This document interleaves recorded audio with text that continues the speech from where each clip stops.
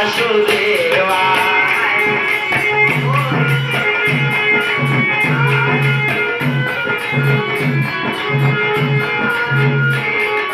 हरे कृष्ण गोविंद माधव मुरारी, हे नाथ नारायण वासुदेवा।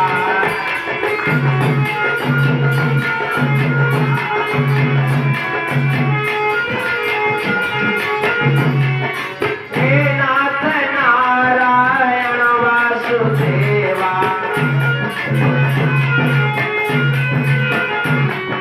हे नाथ नारायण वासुदेवा।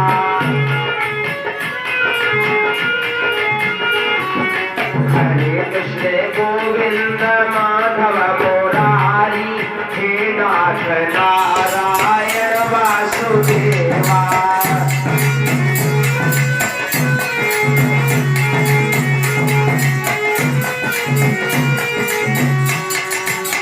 श्री सुखदेव जी महाराज पांडुरंजन परीक्षित को समझाने लगे कि हे राजा परीक्षित, एक समय की बात है, देव ऋषि नारद के मन में तप करने का विचार आया और वह तपस्या करने हेतु एक पहाड़ की सुंदर गुफा में जा पहुंचे और भगवान की तपस्या करने लगे।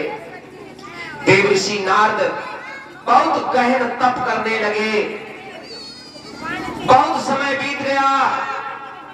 अरे कछु दिन कठिन की उपवासा, कछु दिन खाए बारी बतासा।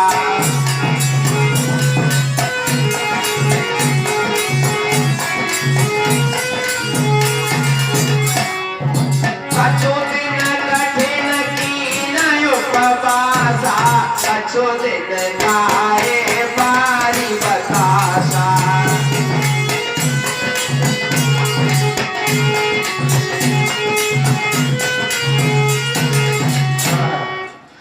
देव ऋषि नारद ने इतना भयंकर तप किया, इतना गहनतम तप किया, कुछ दिनों तक तो उपवास करते रहे और इसके बाद उन्होंने फल आहार भी छोड़ करके पानी के ऊपर बनने वाले बताशों को खाया। जब गहन तप अखंड समाधि में तब्दील हो गया, बदल गया, तब देवराज इंद्र को चिंता होने लगी, उसका सिंहासन हिलने लगा। देवराज इंद्र को यह चिंता हुई कि कहीं देवर्षि नारद अपने तप के बल से मेरा राज सिंहासन न छीन ले। देवराज इंद्र ने रतिरंभा, उर्वशी आदि अपनी अप्सराओं को वहां भेजा, जिन्हें हम उर्दू में हूरे कहते हैं। हूरों को भेजा, अप्सराओं को भेजा और कहा जाकर के देवर्षि नारद की अखंड समाधि को तोड़वाओ, उनकी तपस्या को भंग करो। प्रिय भक्तजनों, सभी अप्सराएं देवर्षि नारद के पास पहुंची और नाना प्रकार से नाच नाच के, गा गा करके देवर्षि नारद की समाधि को तोड़वाने में लग गई। लेकिन प्रिय भक्तों, देवर्षि नारद की अखंड समाधि नहीं टूटी। अप्सराएं उनकी समाधि को तोड़वाने के लिए, तप को भंग करने के लिए हर प्रयास को करके हार गई, तब पुनः वापस लौट आई।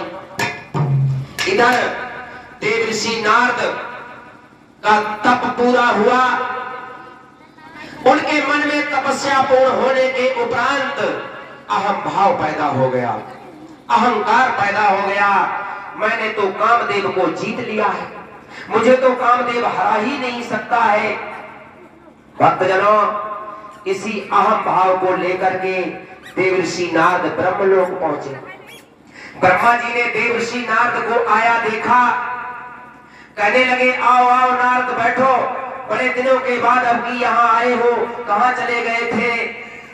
देवर्षि नारद कहने लगे हे पितामह, मैं तप करने गया था, तपस्या करने गया था, मैंने अपनी तपस्या के बल पर कामदेव को जीत लिया है। प्रिय भक्तों, ब्रह्मा जी ने जब इस बात को सुना तो देव ऋषि नारद को खूब सराहना की, लेकिन इसके उपरांत समझाया कि इस बात को जाकर के भगवान भोलेनाथ को मत बताना। देव ऋषि नारद कुछ देर तक वहां ठहरे, ब्रह्मा जी से विदा मांगकर चलने लगे और जैसे ही रास्ते में आए विचार करने लगे, देख लो हमारी तपस्या से इनको भी जलन पैदा हो गई, और कहने लगे किसी को मत बताओ। मैं तो जरूर बताऊंगा।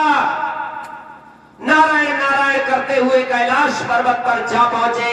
भगवान भोलेनाथ ने नारद ऋषि को आया जान सुंदर सा आसन दिया, सत्कार किया, जलपान कराया।